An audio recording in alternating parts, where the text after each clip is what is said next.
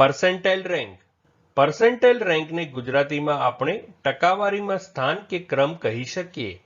Percentile rank શબ્દને આપણે વાક્યમાં પ્રયોગ કરીને સમજીએ. Percentile ranks are also provided along with the official score report.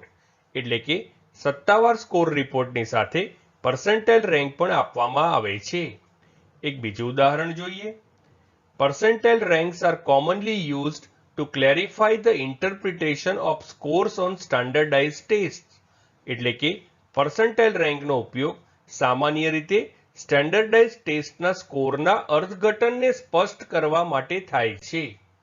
Friends, વધુ માહિતી માટે અમારી વેબસાઇટ meaningingujarati.com ની મુલાકાત જરૂરથી લેજો અને ચેનલ પર બીજી વિડીયો છે જે તમે જોઈ શકો છો અને ચેનલને લાઇક, શેર, સબસ્ક્રાઇબ અને કોમેન્ટ કરવાનું ભૂલશો નહીં.